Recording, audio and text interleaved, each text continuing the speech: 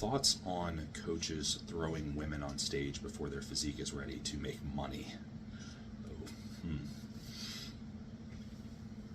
So that's a great question. That it's more of like an ethical question, of course. This is not exclusive to women. I mean, this is exclusive to anyone that doesn't really care about their clients too much.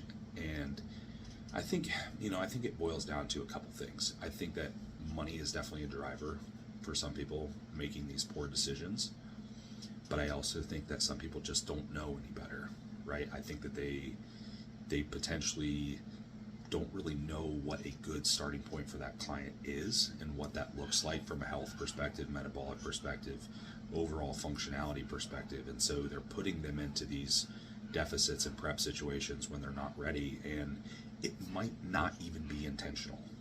They just don't know.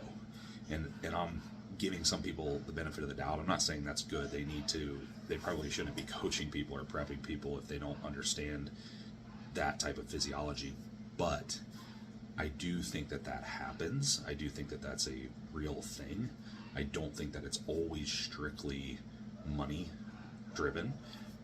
Now, I do believe that it can be money driven. I do believe that there's situations where they'll intake a client and they want to prep or whatever it might be, and they're just going to give the client what they want to get the money, even if it's not the correct decision at the time.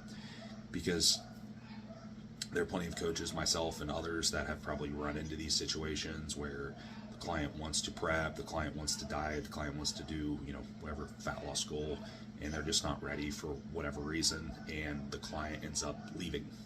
They just end up going somewhere that's going to allow them to do what they want to do. And it's frustrating, but that's, it's part of the game sometimes.